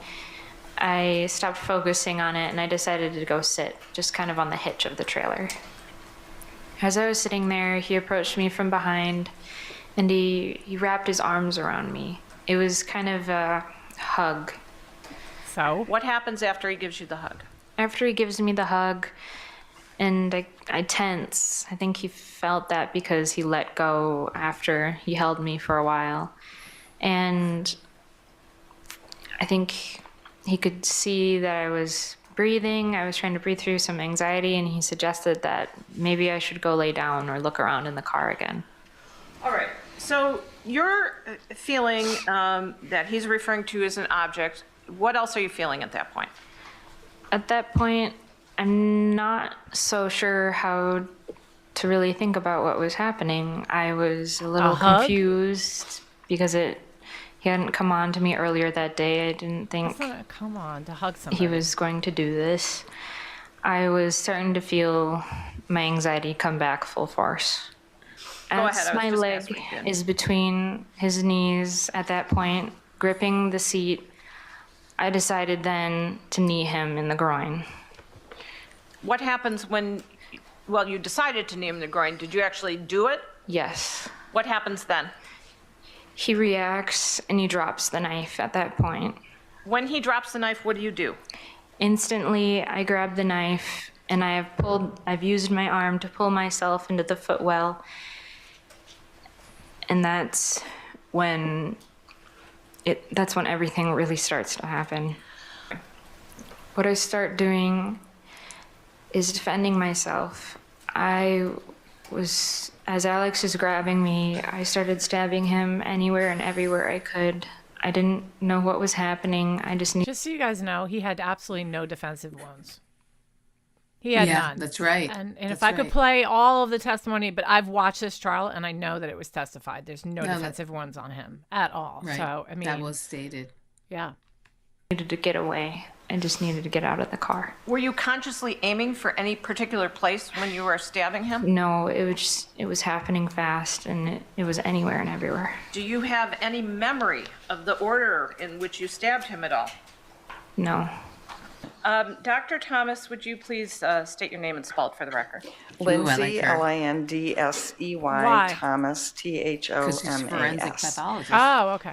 Can you tell us what your profession is? I'm a forensic pathologist. Do you have any board certifications?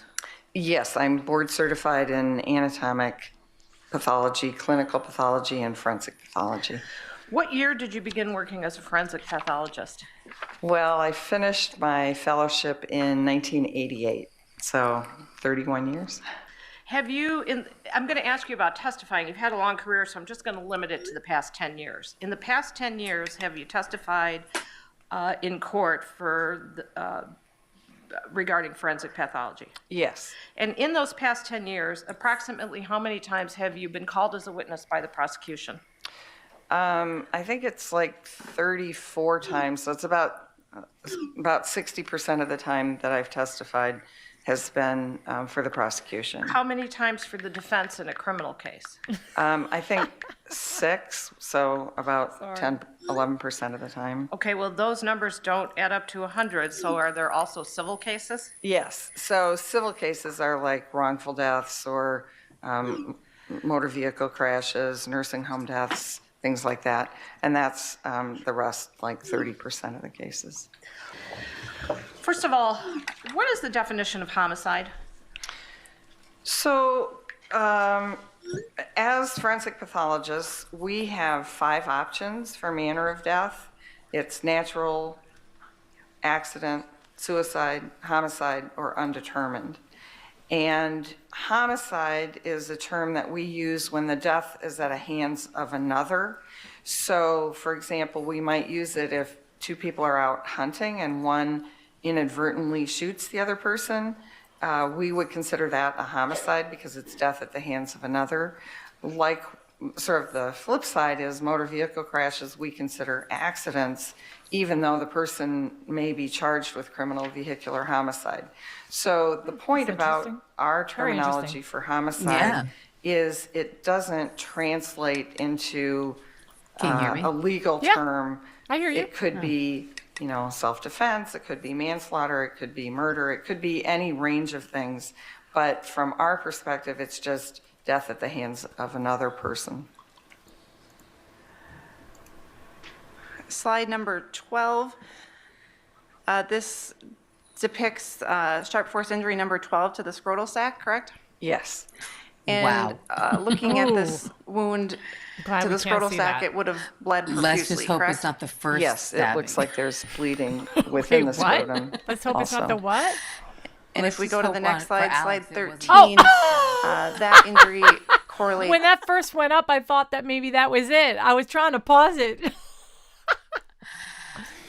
Oh, gosh. Hey, listen, I got to say, if you're listening right now, make sure you subscribe and also subscribe to Court in the Act Trials. She's amazing. She put this all together and she just does incredible videos. She compresses it all in under an hour. And it's really, really helpful for people like Jocelyn and I. So we appreciate you so much. Make sure you subscribe to her. Directly with the both underwear and pants in this case, correct? Yes. You also opined that the injury to the head could have contributed to his death? Yes. And that's as a result of bleeding in the subdural space, putting pressure on the brain? Yes. Okay. This wound was approximately, do you agree, about 1.5 inches above the right ear canal? Yes. And this injury actually went through the temporal bone, correct? Correct. Ooh. And would you agree it takes a substantial amount of force to stab through a bone? Yes. And Can't would you imagine. agree that the trauma caused by the force going through the temporal bone could result in dizziness and disequilibrium? It certainly could, yes. And you agree that this caused bleeding outside of the brain, right? Yes. And you also observed, as well as Dr. Mills, a subarachnoid hemorrhage in the right temporal lobe of the brain? Yes. And a subarachnoid hemorrhage can lead to permanent brain death or damage, correct? Yes. Finally, you opined that the stab wounds to the lungs could have contributed to his death as well? Yes. She can't look at the pictures. And I don't believe your Or report she wants you to think she indicated can't. which wounds those are, but I believe, based on your She testimony probably today, that was has sharp a force hard time injury with number it. 8, is that right? Yes. And this stab wound was actually quite deep at 3 3/8 inches in depth, correct? Yes. And if I told you that the blade of the knife used in this case was approximately 3.5 inches, the depth of this wound was approximately the entire length of the blade. Yes. Yes. Wow. Did you hear that? So Alex Wow. Yeah, sustained that's injuries. Where was that one? I think that was the temporal lobe, wasn't it? Do you want me to go back and check? Wow. Yeah, real quick. Okay. Both After his 20 seconds. The depth of this wound was approximately the entire time. length. Yes. And this stab wound was actually quite deep at 3 3/8 inches in depth, Oh, correct? she doesn't Yes. say. And if I told you that the blade of the knife used in this case Yeah, was she doesn't approximately say. 3.5 inches, That means a whole the blade depth of was this in there. wound was Oh, approximately the entire that's so length of the brutal. blade. Yeah. Yes. Yes. So Alex sustained injuries to both his left and right lungs that could have contributed to his death, in addition to the neck, scrotal sac, and head wound into the brain. She just Yes. completely mutilated him. With the Yeah. discussion of what's not at You know, issue. and in it. you don't do that unless crazy. there's, what do they call that? Passion killing. You know what I mean? But I have Yeah. a theory about why she did this. I'll say it at the end. I think, and- I think she tried to mimic passion killing. yeah. You know what I mean? I definitely think she full forced the head Mm-hmm. one just because he had to die because he can't come back and testify against her just Absolutely. in case. You know what I mean? Yeah. All right. I'll share my what I think her motive was Your theory? at the end. My Yeah, theory. yeah. Because they can't really clarify her motive, but she clearly did it. So, all right. Right. And ladies and gentlemen, there's no question in this case, there's no doubt at all that the defendant caused Alex's death. Right. The defendant killed Alex Woodworth on March 22nd, 2018, when she repeatedly stabbed him. It's not about whether the defendant killed Alex Woodworth, and it's not about whether the defendant intended to. It's whether you believe the defendant's story. The physical evidence tells us the defendant just jolted did when this he's- intentionally, She that what? she did this not Did in you see that? self-defense. No. The All right, defendant it doesn't was matter. guilty. So, ladies and gentlemen, when you consider all of the evidence in this case, it is clear. It is clear beyond a reasonable doubt. It is clear beyond a reasonable doubt that the defendant sitting there is guilty of first-degree intentional homicide. It's time to tell the defendant, no more lies. You're not going to get away with just one more lie.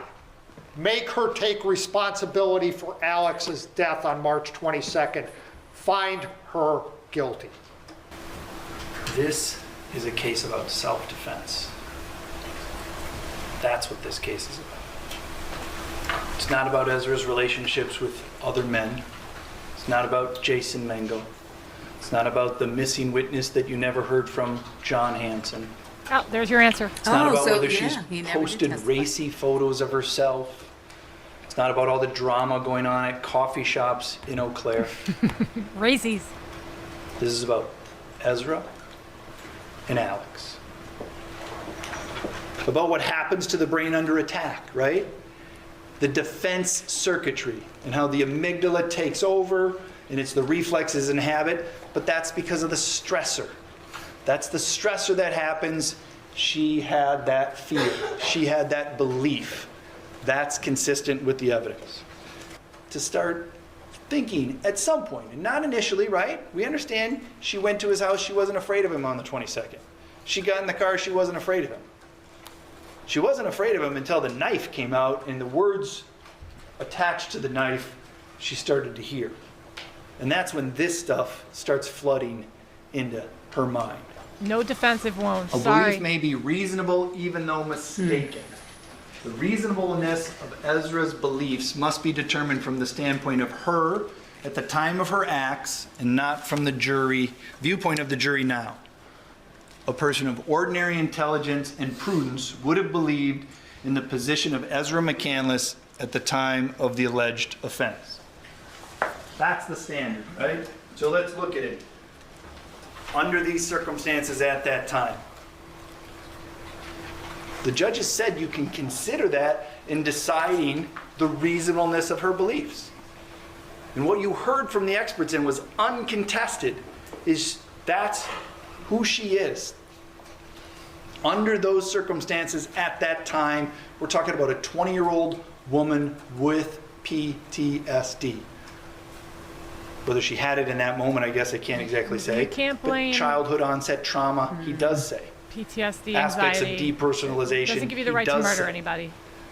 You can consider that in deciding a person under those circumstances. What would their reasonable belief be? You only get one chance He's trying. to do your duty. So go back there. Think about the case. So I Use heard care, that they only caution, debated for 3 hours. Rationale. There's a lot more evidence that Remember is what still, I told you It really is about how worth you listening can to the whole use the evidence so that when you leave, you hand in that verdict form. That one verdict form that says not guilty. And one of you amongst you gets to take and sign that form and submit it to the judge. Mr. McCandless, please rise. I heard that she We, the looked very jury, surprised. find the defendant, Ezra J. McCandless, guilty of first-degree intentional homicide as charged in the information. And the answer to the special verdict question is yes, use a dangerous weapon. Again, you may be seated.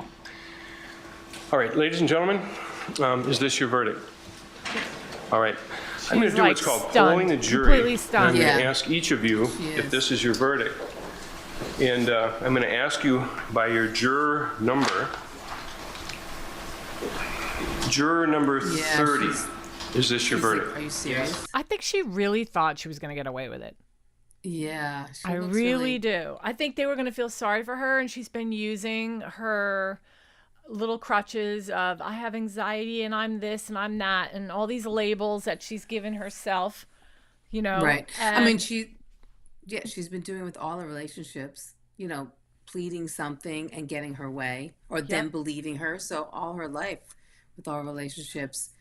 No, Michelle, there's testimony no. from friends. There's a couple friends that testify. If you look up this case, there are a lot of friends that have testified that he was sweet, and none of the stuff she's talking about is true. Like the BDSM stuff, I don't think is... Right. And like I said, even in the diaries, he talks about how much he loves her, and there's just no trace of having that kind of sexual interaction with her. Yeah. There's nothing to really back that, yeah. I personally think that if Ezra had received any mental help in her teen years, none of this. Absolutely. I agree with you. Absolutely. Yeah. And a lot of it is all mental health. It's all mental health. The whole thing, you know, being confused about who she is, her identity, all those things, you know, sleeping around, that is, you know, being promiscuous. Those are all signs of somebody that had a probably, now listen, there are people that have had completely normal lives, but it's unlikely. You don't see that as often. Usually there is some sort of trauma in their life that dates back to when they were little. Well, they said the fact that she's very promiscuous, sometimes they say that that could be related to wanting to feel wanted and, looking for acceptance. She had no father in her life. She started off on the wrong foot. I mean, mom was 14 years old. I mean, how much love and nurturing could her mom have given her at 14? I mean, it's possible, but I'm just saying, she still had to grow up. The mother still had to grow up, so, we don't even know the half of it. No, that's true. So, well, I don't think she had confidence. I don't think Ezra had a confidence in herself. No. And that kind of, I think she needed a boost to that. That would have helped her also. Yeah. We can only hope that she has seen the error of her ways and she's really, really sorry and asked for forgiveness. I do know that she recently appealed, so that makes me think she's not remorseful. She appealed and it got denied. That happened recently. Well, everybody always appeals. You get a guilty verdict, you're always appealing. I know, but somebody who's truly, truly sorry, I think would just come forward, and they never do they? Because they want to appeal. No. Yeah. Charlie Adelson's appealing. Everybody appeals. Hey, do you know Ashley Benfield is appealing because Benefield? She found Benefield, right. She found out that one of the jurors was, because one of the questions they asked was, "Were you ever in a domestic abuse relationship?" And she had answered no, but there's actually evidence that she was. This is a juror? That's juror. Exactly what happened in the Scott Peterson case. Remember Strawberry Shortcake? The redhead girl in Scott Peterson's trial, she was pregnant like Lacey and was in a domestic violence relationship and did not disclose that on the jury form. Right. And then she apparently it was a question. It was one of the questions. It was one of the questions. Have you ever bet? Right. And she lied. Yeah. December 8th, 2023, Ezra McCandless denied a new murder trial, appealed to the state. So, we can only hope that she asked for forgiveness and, I have no idea what her family must be going through. I think to me, I think Ashley's testimony felt more like trauma than Ezra's. Oh. Ezra's just felt like she was kind of... I think she was a whiny... felt she was an entitled brat, Ezra, because of her life. I felt she was. Right. So my theory is this, and you guys, I think that she was devastated that she lost Jason, and I think she did all of that for attention to get Jason by her side. That's what I think. I'm sure. Yeah, I mean, hey, that's listen, but it's a stretch. It's a stretch to say that because it's like I'm basically saying that she would be willing to kill somebody to get but some people are absolutely psychotic, and I think she is. Yeah. Well, she was looking for attention from Jason because he was her sugar daddy. So. Yeah, right. So literally. Anyway, that's what one thing they said. Who was knows that how? Right. Go ahead. She was really mad at Alex for, telling the police that that wasn't true about her affair with John, that it wasn't a forced affair.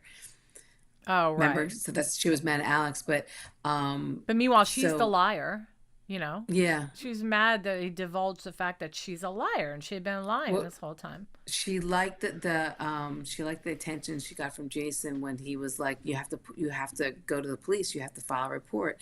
So I think that's what she liked from him. You know what I mean? Like that he cared, and it kind of just snowballed from there. Yeah, it's sad. It is very, very sad. And Alex, I want to just pull up his picture real quick because he's the victim here, and we need to pray for him and his family mainly, who have to live the rest of their lives without him. I mean, the pain that they're in. She gets like to a nice live. guy. He does. Yeah. He does seem like a nice guy, and I'm not really, we don't know anything bad about him. I didn't hear anything bad about him. I know he had some troubles. That I know. He had some troubles. Right. But, he's not here to defend himself, so. Yeah. That's a Guys, shame. thank you so much for hanging out with us today. Yes.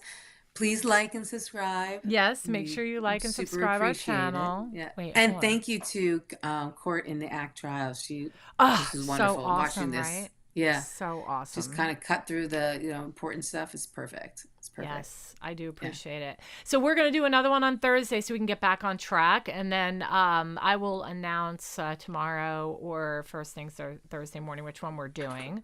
And check out the song that Carolyn linked. Yes, check out my video. song on Ezra. It's up. Yeah, it's pretty funny actually. It's so cute. All of your songs are really good. Thank you. The things you come up with, it's so good. Well, trying to make some light out of some dark situations, Right. Trying to make it a little funny. I've got a really good one coming. Like I have like 4 already written, and they're still I still have them. I just haven't put them out yet. Like I could literally, they don't take me long to write. I just think them up when I'm driving or whatever, and then I run home. It's quick, verse, chorus, and I do them, and they're just really fun, and it's nice to like try to, make a dark situation funny if you can. But I also like how you pick different music types for certain people. Yes. Oh, well, I did one on Juan Martinez from the Jodi Arias trial, and I put that up. Did you see that? Now you don't know the Jodi Arias trial.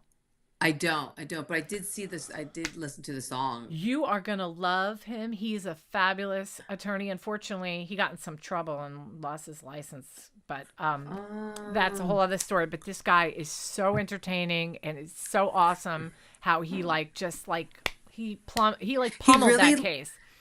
He really lost his license. It wasn't just, yeah. It wasn't just revoked for a little while. He actually lost it. What did he do? Well, let me look it up so I make sure I got it right. I mean, you work so hard. I know. I think he gotten himself in some trouble and stuff like that. Yeah. Well, yeah, he had to. I mean, you just don't take it away for no reason. I know. Okay, My so gosh. he was disbarred in 2020. Wow. For what? Hold on. No, for his role. Court documents. What did he do?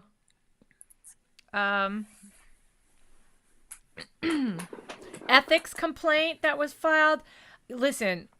Oh, communicating with a dismissed juror, having an affair with a juror.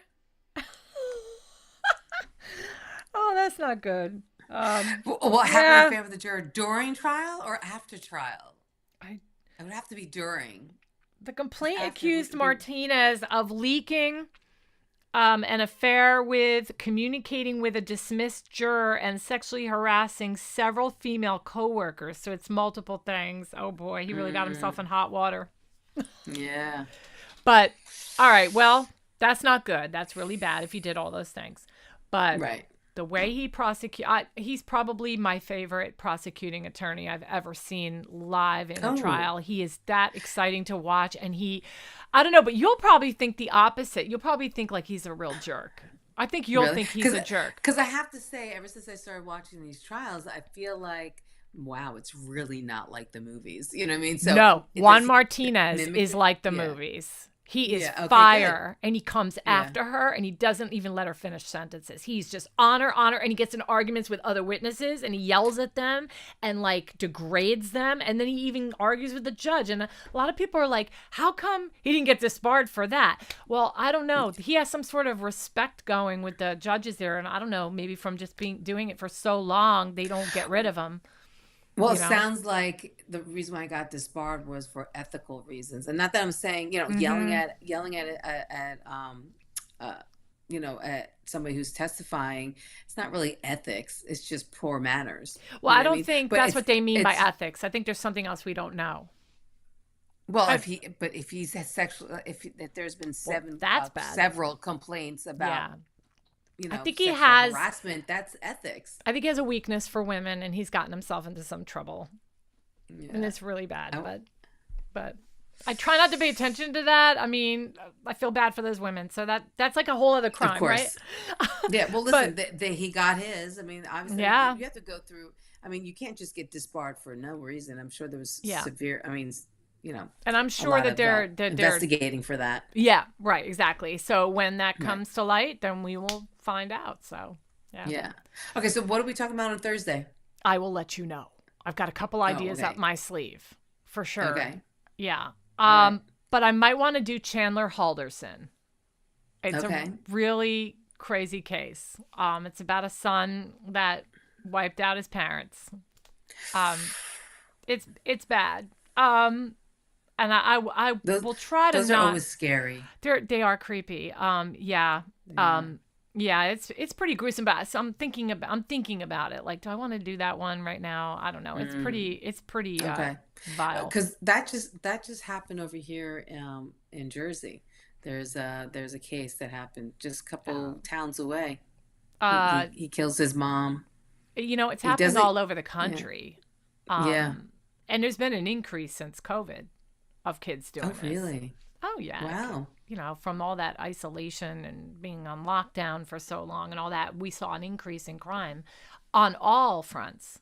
But yeah, with kids too, just, going out of their minds. But it's interesting because he had to Chandler faked going to college. He was flunking out long time ago, but his dad was still paying the bill and he was faking that he was still going, and it was about the jig was about to be up and he had to do something, and unfortunately. Wow. Yeah. So, but we'll get into that. Okay. I'll let you know. That's a shame. I want to just think about it a little more. I might want to do a different one. We'll definitely do it. I just don't know if I feel like doing it on Thursday. Okay. All right. So you let me know. Guys, make sure you comment, yes, share, like, and subscribe.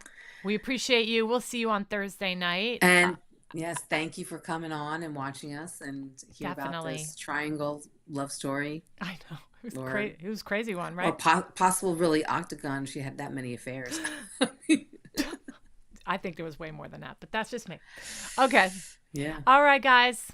Thanks. Be well. God bless. Thank you. Bye.